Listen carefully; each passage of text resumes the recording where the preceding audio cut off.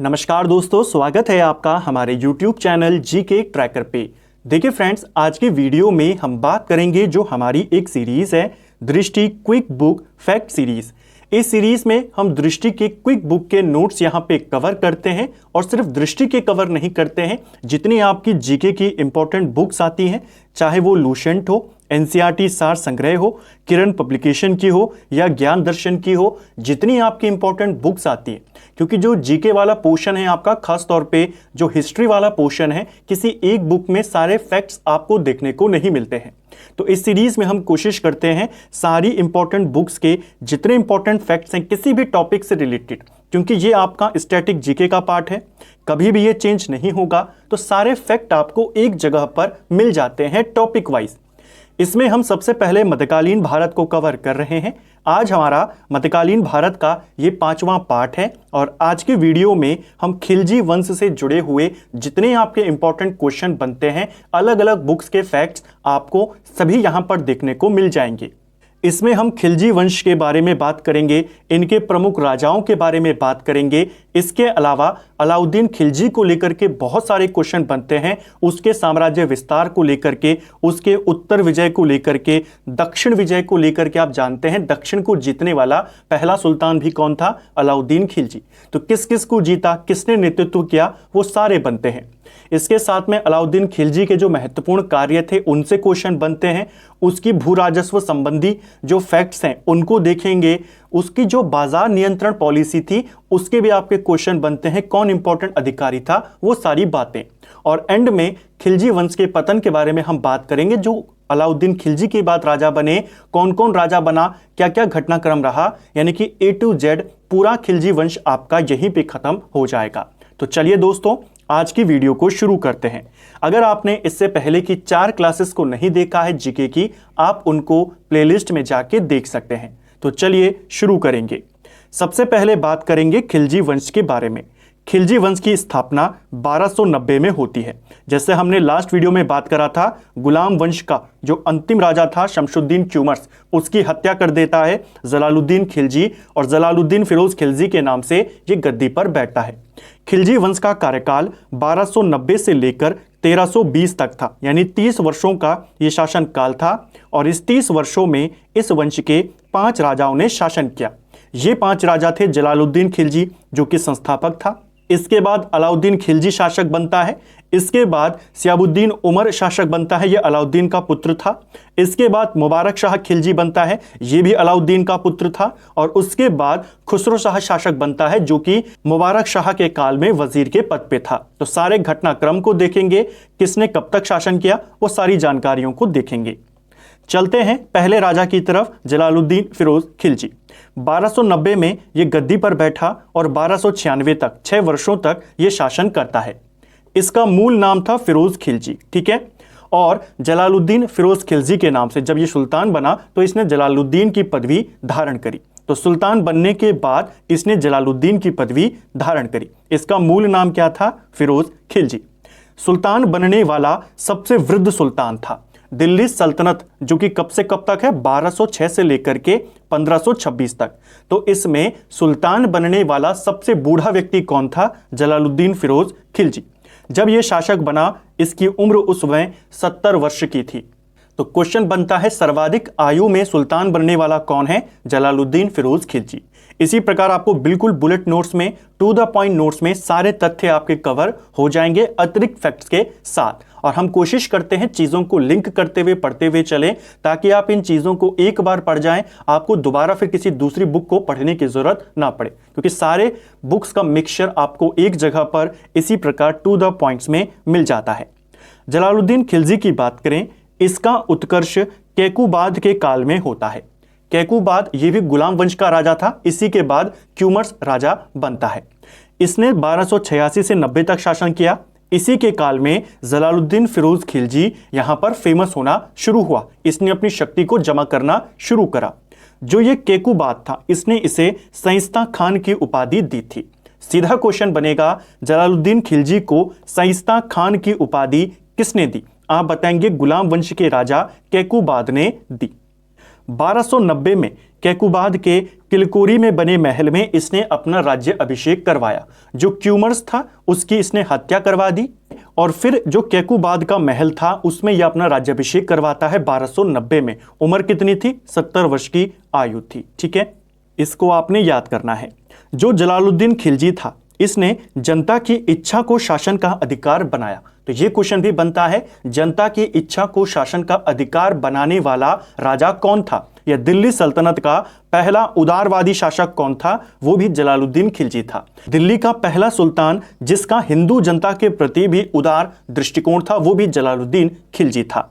1296 में अली गुशप, जिसका आगे जाके नाम होगा अलाउद्दीन खिलजी, ने इसकी हत्या कर दी।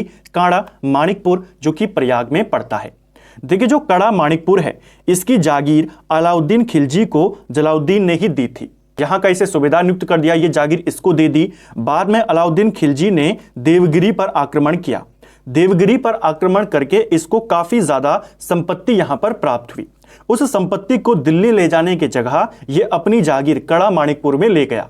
जब यह बात सुल्तान को पता चली तो वो इसके पास गया और जहां पर अलाउद्दीन खिलजी ने इसकी धोखे से हत्या कर दी।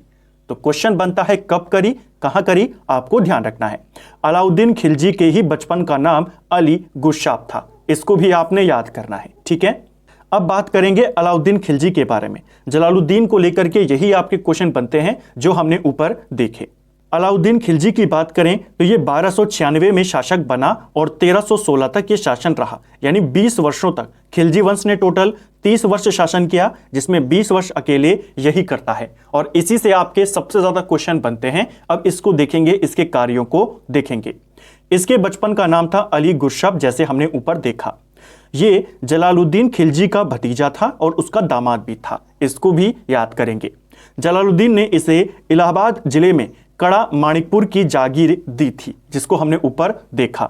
इसने अपना राज्य अभिषेक दिल्ली में बलबन के लाल महल में करवाया था। यह खुद को सिकंदर ए सानी कहता था। देखिए क्वेश्चन बनता है, बहुत बार बनता है। अगर आप प्रीवियस ईयर के पेपर को उठाकर देखेंगे, क्वेश्चन आता है किस सुल्तान ने सिकंदर ए सानी यानी द्वितीय सिकंदर की उपाधि धारण करी थी? ये करी थी अलाउद्दीन खिलजी ने। इसका सपना था दुनिया को जीतने का, तो ये विश्व विजय बनना चाहता था और इसने अपनी उपाधि धारण करी सिकंदर ए सानी।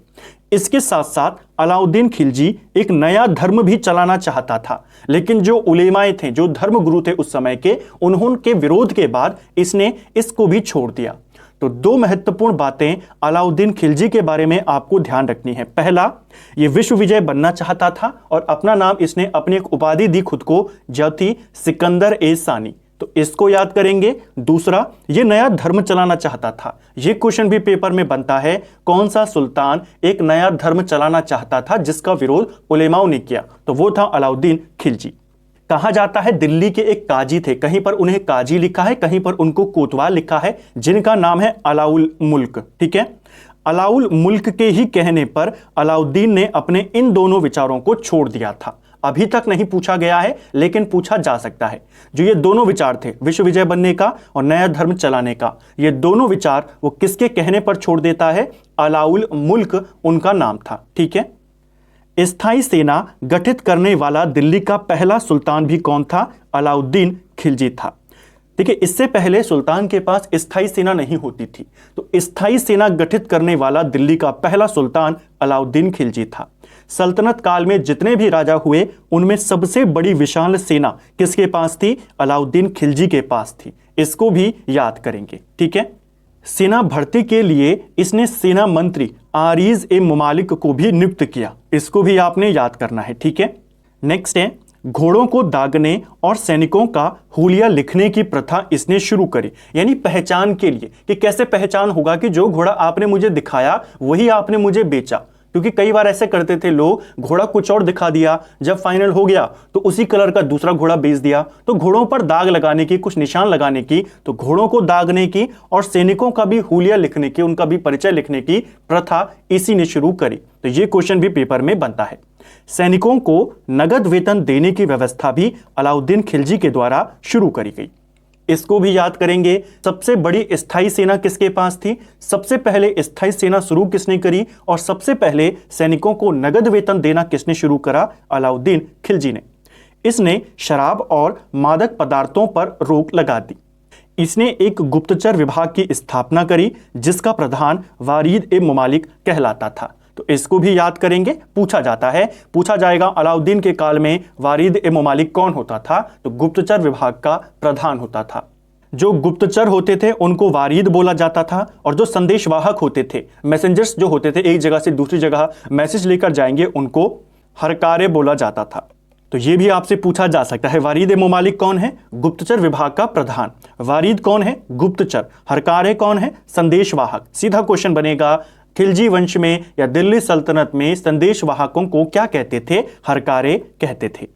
सल्तनत काल में डाक व्यवस्था की शुरू किसने करी, तो इसकी शुरुआत भी अलाउद्दीन खिलजी को ही माना जाता है, जिसने डाक व्यवस्था की शुरुआत करी सल्तनत काल में। ठीक है, अब बात करेंगे अलाउद्दीन खिलजी के द्वारा साम्राज्य विस्तार के बारे में और इसकी विजयों के बारे में। दोनों अभियान देखेंगे, उत्तर भारत का और दक्षिण भारत का।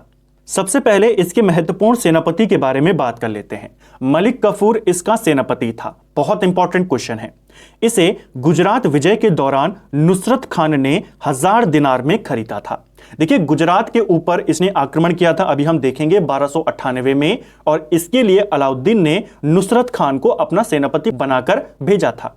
इसने जाकर के गुजरात को जीता और वहीं से इसने एक किन्नर जिसका नाम था मलिक काफूर, इसको खरीदा। नुसरत खान ने इसे 1000 दिनार में खरीदा, इसीलिए इसे 1000 दिनारी के नाम से भी जाना जाता है। क्वेश्चन ऐसा बनता है, आपको 4 ऑप्शन देगा, क्वेश्चन पूछा जाता है इनमें से किसे 1000 दिनारी कहा जाता है, तो 1000 दिनारी मलिक काफूर को कहते हैं। गुजरात विजय के दौरान इसे खरीदा गया था, नुसरत खान ने इसे खरीदा था, और अलाउद्दीन खिलजी पहला राजा जिसने दक्षिण पर आक्रमण किया और दक्षिण को जीता, तो उसकी श्रेय किसको जाता है, दक्षिण विजय का श्रेय इसी मलिक काफूर को जाता है। तो इसको आपने याद करना है, काफी महत्वपूर्ण है। आगे हम देखेंगे ये क्या क्या करता है दक्षिण विजय के दौरान और कौन इसकी हत्या करवाता है। तो ये 2-3 बातें आपको याद करनी है, इसका नाम भी पूछा जाता है। अब बात करेंगे अलाउद्दीन की उत्तर भारत के अभियानों के बारे में। ठीक है, सबसे पहला आक्रमण सुल्तान बनने के बाद इसने गुजरात के ऊपर किया था। गुजरात पर इसने 1298 पे आक्रमण किया। उस समय जो गुजरात के राजा थे उनका नाम था रायकर्ण। कहीं पर रायकर्ण है, कहीं पर रायकर्ण द्वितीय है, तो आपको सिर्फ रायकर्ण याद करना है। ये उस समय गुजरात के शासक थे। खिलजी ने नुसरत खान और उलूग खान को यहां पर भेजा था अपना सेनापति बनाकर। इन्हीं के नेतृत्व में यह आक्रमण हुआ था 1298-99 में।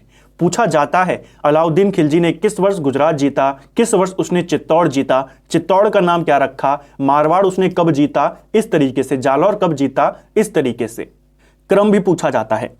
तो गुजरात पर इसने आक्रमण किया, वहां का राजा रायकर्ण था, इसने नुसरत खान और उलूग खान को भेजा। यहीं से मलिक काफूर को खरीदा गया था, जैसे हमने ऊपर बात करी। किसने खरीदा था, इसी नुसरत खान ने खरीदा था। ठीक है, तो गुजरात पर यह जीता। उसके बाद इसने दूसरा आक्रमण किया रणथंभौर पर।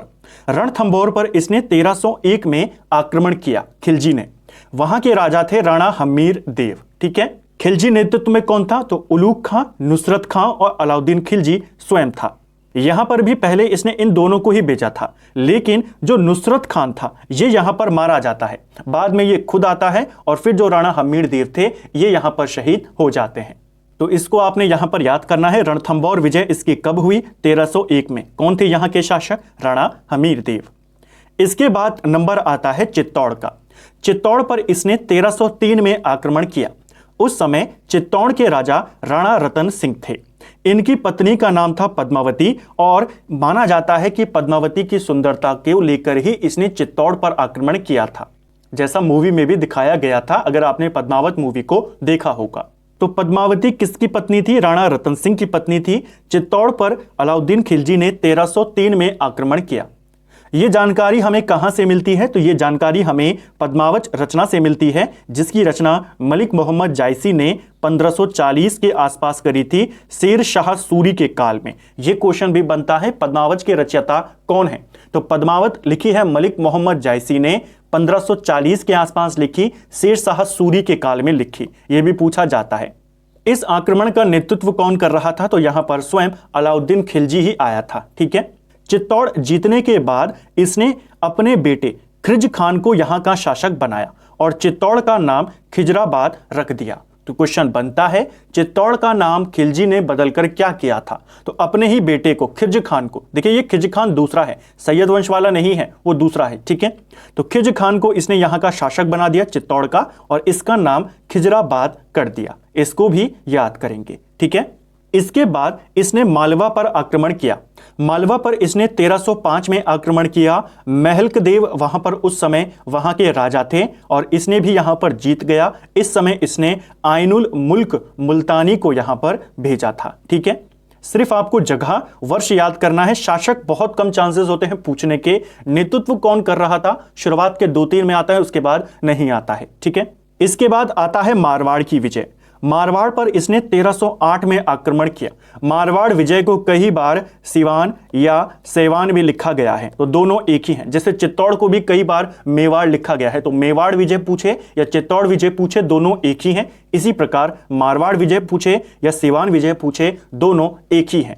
1308 में हुआ। यहां के राजा थे शीतल देव, इनको भी पराजित किया और यहां पर भी अपना अधिकार कर लिया था खिलजी ने। ठीक है, इसके बाद इसके जो अंतिम विजय हुई उत्तर भारत में, वो था जालौर की विजय।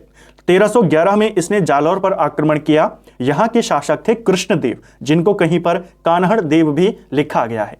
इनको पराजित करके जालौर पर भी अधिकार कर दिया खिलजी ने। तो इसको आपने याद करना है। ये इसके उत्तर भारत के अभियान थे। इनको लेकर के जो जो इंपॉर्टेंट पॉइंट्स थे, हमने उनको भी साथ साथ में कवर किया। उत्तर भारत की विजय का अगर हम क्रम की बात करें तो सबसे पहले गुजरात जीता, फिर रणथंभौर, फिर चित्तौड़, मालवा, मारवाड़ और जालौर को इसने जीता। इनको आपने याद करना है, कई बार क्रम लगाने को आता है। ये था उत्तर भारत का अभियान। अब सबसे इंपॉर्टेंट, जहां से ज्यादा क्वेश्चन बनते हैं, वो है इसका दक्षिण अभियान।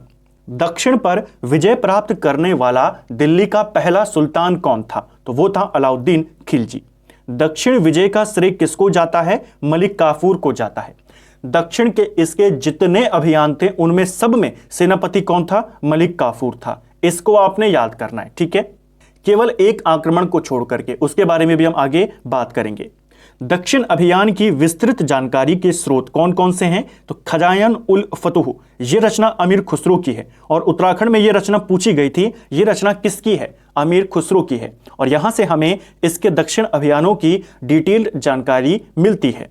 इसके अलावा एक रचना है फुतुह उस सलातीन, यह रचना इस्लामी की है। और इसके अलावा तारीख ए फिरोजशाही, यह रचना बर्नी की है। तो इन 3 रचनाओं से हमें इसके दक्षिण अभियान की डिटेल जानकारी मिलती है। ठीक है, अब बात करेंगे दक्षिण अभियान की। सबसे पहला आक्रमण जो इसने दक्षिण पर किया था वो देवगिरी पर किया था। देवगिरी पर पहला आक्रमण इसने 1296 में किया था, जैसे हमने ऊपर बात करी, जब इसको वहां से अपार संपत्ति मिली थी। यहां के राजा थे रामचंद्र देव। अब क्योंकि 1296 में यह आक्रमण किया है, यह दक्षिण भारत पर किया गया पहला आक्रमण था। अब इस समय तक तो गुजरात पर आक्रमण हुआ नहीं है। गुजरात पर कब होगा? 1298। तो मलिक काफूर 98 में खरीदा गया। तो इस समय खुद कौन करेगा नेतृत्व? अलाउद्दीन खिलजी करेगा। इसके बाद जितने भी आक्रमण हुए, चाहे वो देवगिरी पर हो, चाहे वो अलग अलग जगहों पर हो, उन सब में नेतृत्व कौन करता है? मलिक काफूर करता है। इसीलिए अलाउद्दीन खिलजी की दक्षिण विजय का जो श्रेय जाता है वो मलिक काफूर को जाता है। ठीक है, इसने देवगिरी पर कुल मिलाकर 3 बार आक्रमण किया था। पहला आक्रमण इसने 1296 में किया। उस समय वहां के राजा थे रामचंद्र देव। रामचंद्र देव ने इसके अधीनता को स्वीकार किया और टैक्स देने के लिए वो तैयार हो गए। हालांकि कुछ समय के बाद रामचंद्र देव ने टैक्स देना बंद कर दिया। तो 1307-8 में दोबारा से देवगिरी पर आक्रमण किया गया। इस समय मलिक काफूर आया। जो रामचंद्र देव थे इनको दिल्ली में उपस्थित किया गया। अलाउद्दीन ने इनका काफी ज्यादा अच्छा स्वागत किया और इनको राय रयान की उपाधि दे दी। इस सम्मान से जो ये रामचंद्र देव थे ये काफी ज्यादा प्रभावित हुए और उसके बाद इन्होंने फिर दोबारा कभी विद्रोह नहीं किया। तो इसको आपने याद करना है, एक घटनाक्रम पूरा ये वाला। पहले 96 में किया, रामचंद्र देव थे, टैक्स देना स्वीकार किया, बंद कर दिया तो दोबारा से आक्रमण हो गया और अलाउद्दीन ने ही रामचंद्र देव को राय रायन की उपाधि दी थी। सीधा क्वेश्चन बनेगा, देवगिरी के शासक रामचंद्र देव को राय रायन की उपाधि किसने दी थी? खिलजी ने दी थी। ठीक है। हालांकि कुछ समय के बाद जो रामचंद्र देव थे इनकी मृत्यु हो जाती है और इनके बेटे शंकर देव यहाँ के शासक बनते हैं। ये दोबारा से टैक्स देना बंद कर देते हैं और देवगिरी को दिल्ली सल्तनत से स्वतंत्र घोषित कर देते हैं। और इसी बात को लेकर के काफूर दोबारा से आक्रमण करता है, जो कि दक्षिण पर इनका अंतिम आक्रमण था। 1312 में जो आक्रमण होता है, दोबारा से ये देवगिरी को जीत जाता है। तो 3 आक्रमण, तीनों आपने याद करना है, कौन कब राजा था, क्या उपाधि मिली, वो सारी बातें। ठीक है। अगला जो आक्रमण हुआ वो था तेलंगाना के ऊपर, तेलंगाना यानी वारंगल के ऊपर। तो वारंगल विजय देगा या तेलंगाना देगा? ठीक है। 1309 के ऊपर इसने आक्रमण किया, 1310 तक ये आक्रमण चला, इसको जीतने में लगभग इतना टाइम इनको लगा। ठीक है। 1303 में भी इसने यहां पर आक्रमण किया था, जो अलाउद्दीन खिलजी था इसने 1303 में भी यहां पर आक्रमण किया था, लेकिन उस समय वारंगल पर जो शासक थे काकतीय वंश के शासक थे। हालांकि 1309 में भी काकतीय वंश था, लेकिन 1303 में इन्होंने खिलजी की सेना को पराजित कर दिया था। तो क्वेश्चन बनेगा, दक्षिण में किस राज्य ने इसे पराजित किया था? वारंगल ने पराजित कर दिया था 1303 में। बाद में ये दोबारा से आक्रमण करता है 1310 में और अब यहां पर वो जीत जाता है। किसके नेतृत्व में आता है? मलिक कफूर के नेतृत्व में आता है। तो पहला आक्रमण इसने वारंगल पर 1303 में किया था, जो असफल रहा। दूसरा आक्रमण 1310 में किया, जो यहां पर जीत गया। और इसी जीत के बाद एक बहुत इंपॉर्टेंट क्वेश्चन आपके सामने आता है। आपसे क्वेश्चन पूछा जाता है, मलिक कफूर को कोहिनूर हीरा किसने दिया, कब दिया, कौन था? तो मलिक कफूर को कोहिनूर हीरा यहीं के राजा रुद्रदेव द्वितीय के द्वारा दिया गया। जो काकतीय वंश के राजा थे प्रताप रुद्रदेव, इन्हीं के द्वारा मलिक कफूर को कोहिनूर हीरा वारंगल विजय के बाद 1310 में दिया गया। और फिर कफूर इस हीरे को जाकर कहां दे देता है? अलाउद्दीन के पास दे देता है। कोहिनूर हीरे का पहला उल्लेख हमें खिलजी के समय में ही मिलता है। तो यह भी इंपॉर्टेंट क्वेश्चन है। कफूर को कहां से मिला हीरा? वारंगल से मिला। किसने दिया? प्रताप रुद्रदेव द्वितीय ने। और कोहिनूर हीरे का जो पहला उल्लेख आता है वो खिलजी के समय से ही आता है। ठीक है। एक छोटा सा इतिहास कोहिनूर हीरे के बारे में, उसको यहां पर जान लेते हैं, क्योंकि इसको लेकर भी क्वेश्चन बनते रहते हैं। कोहिनूर हीरे के संक्षिप्त इतिहास की बात करें तो अभी हमने देखा ये हीरा किसके पास चला गया? अलाउद्दीन खिलजी के पास चला गया। उसके बाद ये कई शासकों के पास गया। पानीपत की जब पहली लड़ाई हुई 1526 में, तो ग्वालियर के राजा थे राजा विक्रमजीत सिंह, इनसे ये हीरा हुमायूं को मिल गया, यानी मुगलों के पास चला गया। उसके बाद ये हीरा मुगलों के पास रहा। 1739 में जब मोहम्मद शाह रंगीला शासन कर रहा था, उसके काल में 1739 में आप जानते हैं नादिर शाह आक्रमण करता है दिल्ली पर। नादिर शाह इस कोहिनूर हीरे को भारत से ले जाता है। ठीक है। इसके बाद नादिर शाह के बाद वहां का राजा अहमद शाह अब्दाली बनता है। अब्दाली के बाद शाह सुजा बनता है। हीरा शाह सुजा के पास आ जाता है। ये शाह सुजा इसकी मदद करते हैं रणजीत सिंह, तो बदले में ये शाह सुजा 1809 में रणजीत सिंह को वो हीरा दे देते हैं। इसको भी याद करेंगे। 1849 में सिख साम्राज्य के जो अंतिम शासक थे दिलीप सिंह, ये पराजित हो जाते हैं। दिलीप सिंह से ये हीरा अंग्रेज 1849 में प्राप्त कर लेते हैं। कौन अंग्रेज? डलहौजी उस समय था। डलहौजी इस हीरे को प्राप्त करके ब्रिटेन महारानी के पास भेज देता है और तब से ये हीरा वहीं पर है।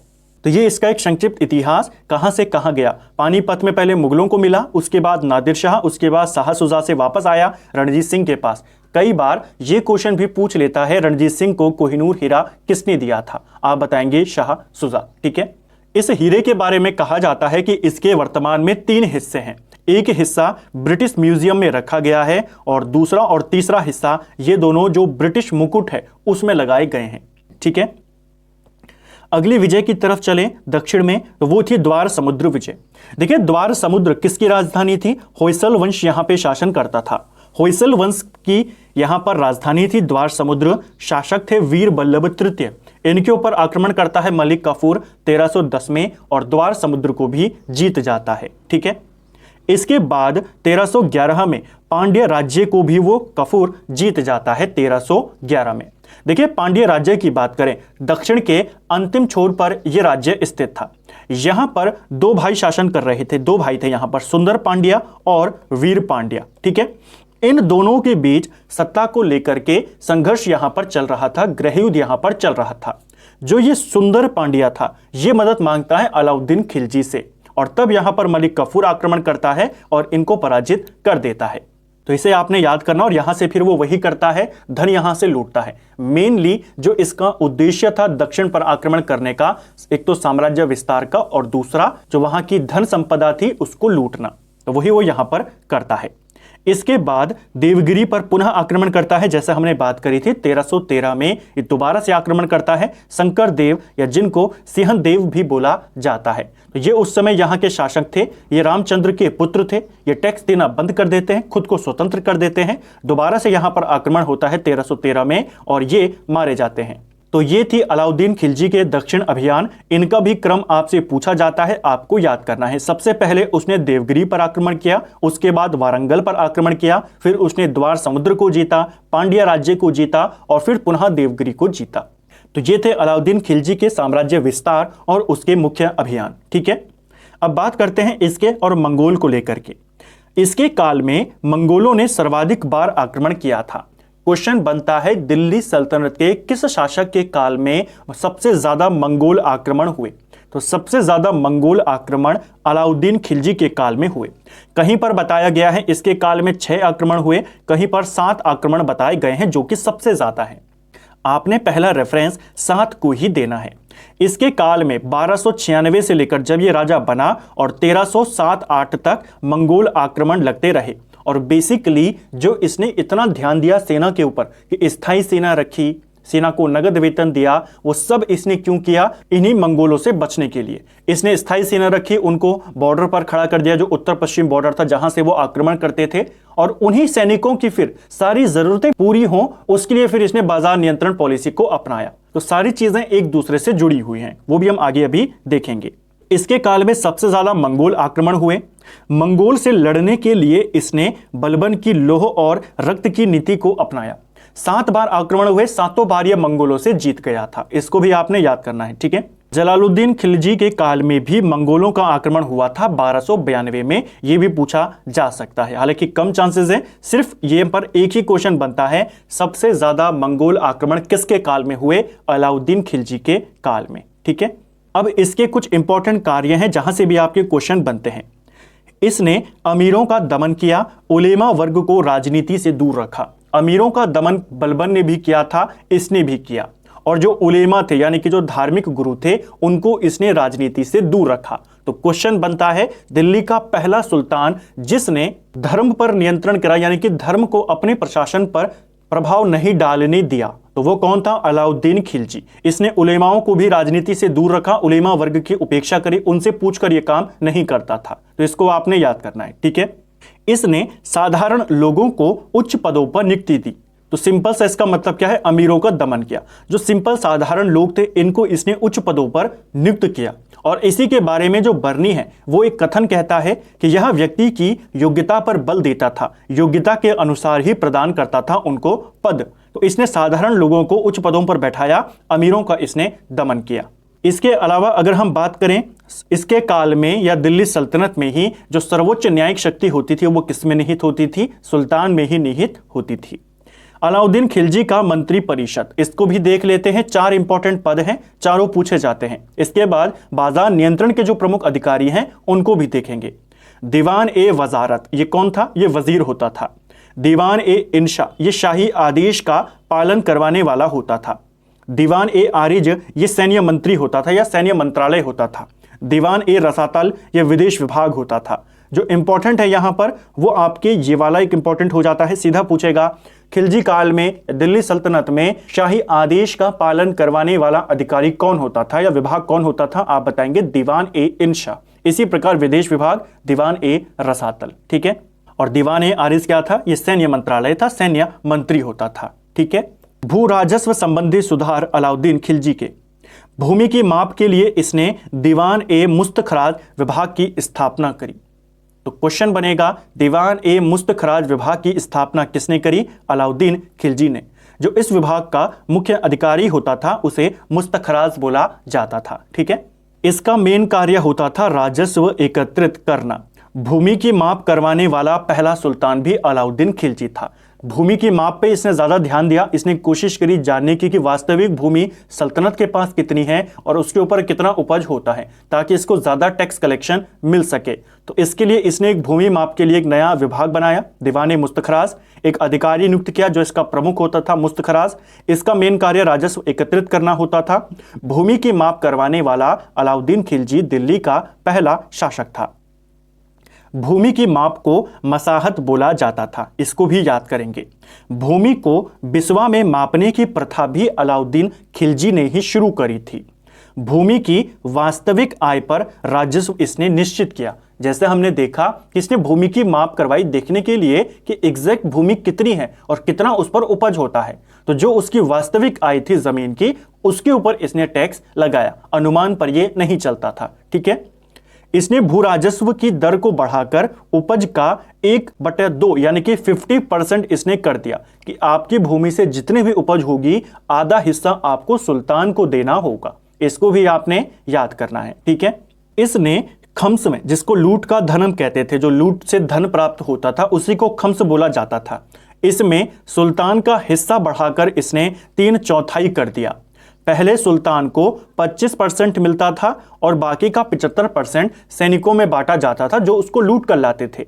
इसने खम्स में सुल्तान का हिस्सा 75% कर दिया और सैनिकों को कितना दे दिया? 25%। इसको भी आपने याद करना है। ठीक है, इसके काल में खालसा भूमि का सर्वाधिक विकास हुआ था। ये क्वेश्चन भी बहुत इंपॉर्टेंट क्वेश्चन है। खालसा भूमि ऐसी भूमि जो सुल्तान की भूमि होती थी, यानी राज्य की भूमि होती थी, जिस पर सुल्तान का डायरेक्ट अधिकार होता था। इसने क्या किया? जो अमीरों को भूमि दी गई थी या जो किसी को धार्मिक कार्य के लिए दी गई थी या किसी को जो इनाम में दी गई थी, सारी भूमि को छीनना इसने शुरू कर दिया और उसे सुल्तान की भूमि यानी खालसा भूमि में परिवर्तित कर दिया। तो क्वेश्चन बनता है, सबसे ज्यादा खालसा भूमि किसके काल में विकसित हुई? अलाउद्दीन खिलजी के काल में विकसित हुई। सिक्कों पर तारीख लिखने की प्रथा भी इसी के द्वारा शुरू की गई। इसको भी याद करेंगे। ठीक है, इसने 2 नए टैक्स भी लगाए थे दिल्ली सल्तनत में। एक था जो घर और झोपड़ियों पर लगता था, यानी घरों पर लगने वाला टैक्स, उसे कहा जाता था घरी कर। कहीं पर इसे घरी लिखा है, कहीं पर गढ़ी लिखा है, कहीं पर इसे ग्रह कर लिखा है। तो 2 टैक्स इसने लगाए, एक घरों पर, एक चारागाहों पर या दुधारू पशुओं पर। तो घरी कर इसने लगाया घर और झोपड़ियों पर, चराई कर इसने लगाया दुधारू पशुओं के ऊपर और चारागाहों पर। इन दोनों को आपने याद करना है। ठीक है, अब बात करेंगे इसकी बाजार नियंत्रण पॉलिसी के बारे में। यहां से भी आपके बहुत क्वेश्चन बनते हैं बाजार नियंत्रण को लेकर के। इसने किया क्यों था वो भी देखेंगे। इसके बाजार नियंत्रण के बारे में विस्तृत जानकारी तारीख-ए-फिरोजशाही में मिलती है। तारीख-ए-फिरोजशाही किसकी रचना है? बर्नी की रचना है। और इसी में हमें इसके दक्षिण अभियान की जानकारी भी मिलती है और इसकी जो बाजार नियंत्रण पॉलिसी थी, इसकी जानकारी का भी हमें जो महत्वपूर्ण स्रोत है वो कौन है? तारीख-ए-फिरोजशाही। इसके बाजार नियंत्रण करने का उद्देश्य क्या था? तो बाजार नियंत्रण नीति का उद्देश्य था राजकोष पर अतिरिक्त बोझ डाले बिना सैनिक आवश्यकताओं को पूरा करना। ये जानता था सैनिक और सेना कितनी महत्वपूर्ण है। इसके पास सबसे विशाल सेना थी, सबसे पहले इसी ने स्थायी सेना को रखा था। तो ये सैनिकों को ऐसा माहौल देना चाहता था कि उनको किसी भी चीज की कमी ना हो। तो इसने क्या किया? मार्केट के अंदर, बाजार में सारी चीजों के दाम निश्चित कर दिए। कोई भी दुकानदार या कोई भी अधिकारी सीधा अपने मन से दाम नहीं बढ़ा सकता था। इसने सबके दाम फिक्स कर दिए थे। दामों को इसने कम कर दिया, इतना कम कर दिया कोई भी सैनिक जिसके कम से कम वेतन हो वो भी अपना गुजारा आराम से कर जाए। तो सेना की सारी जरूरतें पूरी हों और इसने सारा जो जरूरत का सामान था उसके दाम को कम कर दिया, उनको फिक्स कर दिया। यही कहलाती थी इसकी बाजार नियंत्रण नीति। बाजार नियंत्रण के लिए प्रमुख अधिकारी। अब इसने बाजार नियंत्रण के लिए कुछ अधिकारियों को नियुक्त किया था, जिसमें ये 4 अधिकारी सबसे इंपॉर्टेंट हैं। इन 4 को आपने याद करना है। एक था दीवान ए रियासत, इसे सदर ए रियासत भी लिखा गया है। ये सबसे टॉप पर था। ठीक है, सबसे ऊपर यही था। बाजार नियंत्रण के तहत सबसे महत्वपूर्ण अधिकारी यही होता था। ये तीनों इसके अधीन होते थे। तो दीवान ए रियासत, जिसे सदर ए रियासत, ये होता था बाजार नियंत्रक। पूरे बाजार को कंट्रोल करने वाला व्यक्ति यही होता था। ठीक है, बाजार नियंत्रण की जो व्यवस्था थी उसका पूरा संचालन यही करता था। अलाउद्दीन खिलजी ने मलिक याकूब को दीवान ए रियासत नियुक्त किया था। इसका नाम भी पूछा जाता है क्योंकि यह सबसे इंपॉर्टेंट अधिकारी था बाजार नियंत्रण के तहत। बाजार नियंत्रण नीति अपनाने वाला पहला सुल्तान भी कौन था? अलाउद्दीन खिलजी। इसके नीचे 3 अधिकारी होते थे। शाहना ए मंडी जो बाजार अधीक्षक होता था, यानी बाजार का दरोगा होता था, ठीक है। इसके नीचे होता था बरीद ए मंडी जो कि बाजार निरीक्षक होता था, और इसके बाद होता था मनेहान या फिर मुनिहान। यह एक गुप्तचर होता था जो बाजार में घूम घूम कर गुप्त सूचनाओं को यहां पर जमा करता था। इनको आपने याद करना है। सबसे ऊपर दीवाने रियासत, और ये तीनों इसी के अधीन होते थे, ठीक है। नेक्स्ट है, इसने सभी आवश्यक वस्तुओं की कीमत निर्धारित कर दी थी। किसने? अलाउद्दीन खिलजी ने। बहुमूल्य वस्तु खरीदने के लिए शाहना ए मंडी या दीवाने रियासत की अनुमति लेनी पड़ती थी। अगर आपको कोई महंगी चीज खरीदनी है तो पहले आपको परमिशन लेनी होती थी। यही थी इसकी बाजार नीति प्रणाली। इसने 4 अलग अलग बाजार स्थापित किए। बाजार व्यवस्था, इसने 4 अलग अलग रूपों में इसकी बाजार व्यवस्था थी, यानी इसने 4 अलग अलग टाइप के बाजारों को अलग अलग जगहों पर खोल दिया। जैसे खाद्यान्न बाजार इसने खोले, इसने निर्मित वस्तु बाजार खोला, सामान्य दैनिक वस्तु के बाजार खोले, पशु और गुलाम बाजारों को खोला। तो बाजार व्यवस्था को इसने 4 वर्गों में बांट दिया और 4 प्रकार के बाजार इसने खोले, ठीक है। इसके बाद इसके लेकर के कुछ निर्माण इसने करवाए जो आपसे पूछे जाते हैं। अलाउद्दीन खिलजी ने अलाई दरवाजे का निर्माण करवाया, हौज खास का निर्माण करवाया, शीरी के किले का निर्माण करवाया। ये आपके दिल्ली में आता है, ठीक है। इसको आपने याद करना है। जो अलाई दरवाजा है इसे इस्लामी वास्तुकला का रत्न कहा जाता है। ये क्वेश्चन भी बनता है, इस्लामी वास्तुकला का रत्न किसको कहते हैं? अलाई दरवाजे को कहते हैं। कुतुब मीनार का यह प्रवेश द्वार है, ठीक है, और इसका निर्माण अलाउद्दीन खिलजी ने करवाया था। इसके अलावा जो अलाउद्दीन खिलजी था, 1304 में इसके ऊपर दोबारा से एक मंगोल आक्रमण होता है। जैसे हमने देखा था ना, 1296 से लेकर 1307 तक होते रहते हैं। तो इसने बचने के लिए दिल्ली में ही सीरी को अपनी राजधानी बनाया और उसकी किलेबंदी भी इसने करवाई। तो सीरी राजधानी किसने बनाई? अलाउद्दीन खिलजी ने बनाई। इसको भी आपने याद करना है।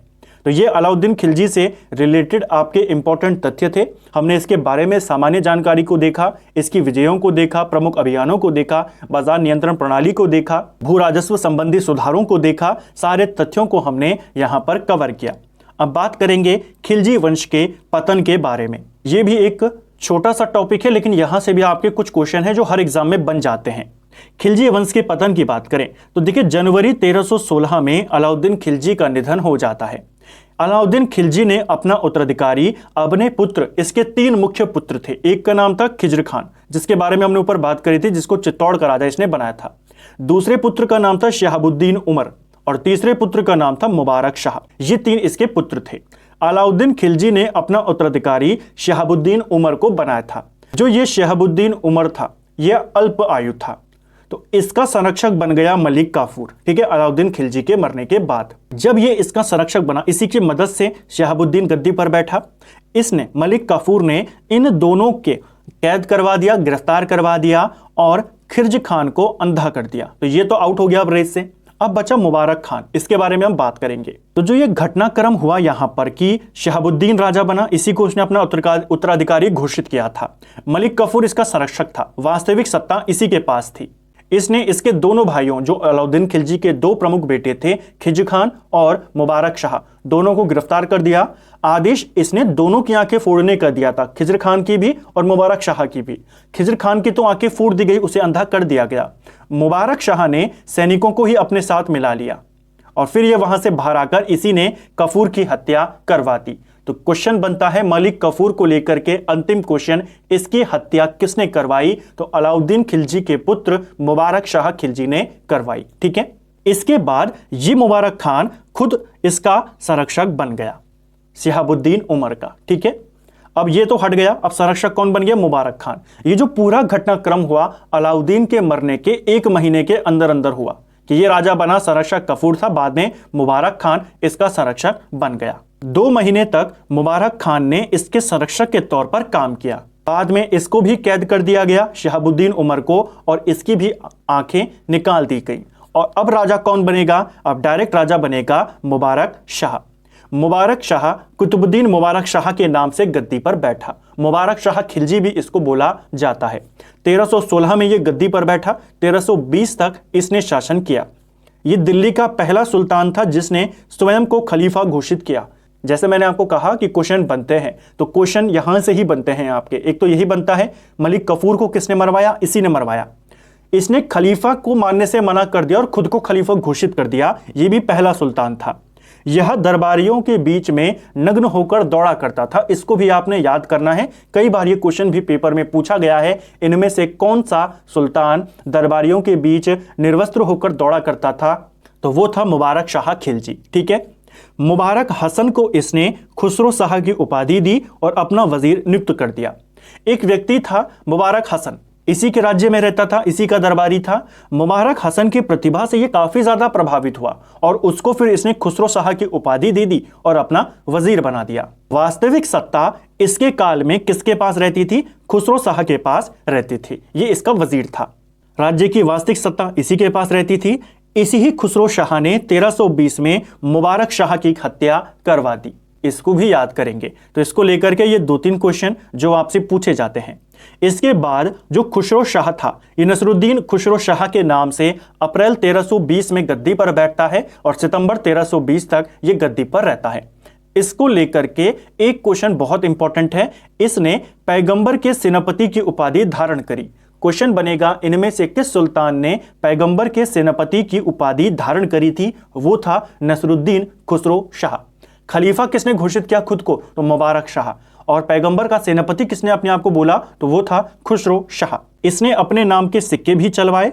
शत्रुओं ने इसके खिलाफ इस्लाम का शत्रु या इस्लाम खतरे में है के नारे लगाए गए। क्वेश्चन बनेगा, इनमें से किसके खिलाफ इस्लाम का शत्रु बोला गया उसे, या इस्लाम खतरे में है बोला गया? तो खुसरो शाह को बोला गया। इसी का एक सेनापति था जिसका नाम था गाजी मलिक। गाजी मलिक ने इसकी हत्या कर दी और गयासुद्दीन तुगलक के नाम से वो तुगलक वंश की स्थापना कर देता है। तो खिलजी वंश के अंतिम राजा की हत्या कौन करता है? गयासुद्दीन तुगलक। इसका वास्तविक नाम था गाजी मलिक या गाजी तुगलक, दोनों नाम आते हैं इसके। ठीक है, और किस नाम से गद्दी पर बैठा? गयासुद्दीन तुगलक। तो तुगलक वंश के बारे में हम नेक्स्ट वीडियो में बात करेंगे। आज का जो हमारा टॉपिक था खिलजी वंश, उसके हमने टू द पॉइंट्स सभी तथ्यों को यहां पर देखा। खिलजी वंश से रिलेटेड जितने आपके क्वेश्चन बन सकते हैं, काफी सारे इंपॉर्टेंट क्वेश्चंस थे, बिल्कुल टू द पॉइंट नोट से और एक स्टोरी के माध्यम से मैंने आपको यहां पर बताने का प्रयास किया। उम्मीद करता हूं आपको आज का वीडियो पसंद आया होगा। अगर आपको ये वीडियो पसंद आया है तो वीडियो को लाइक करें। अगर आप चैनल पर पहली बार आए हैं, चैनल को सब्सक्राइब करें, अपने दोस्तों के साथ शेयर करें। वीडियो आपको कैसा लगा कमेंट बॉक्स में हमें ज़रूर बताएं और साथ में ऐसे ही वीडियोस को देखने के लिए चैनल की प्लेलिस्ट को विजिट ज़रूर करें। Thank you friends.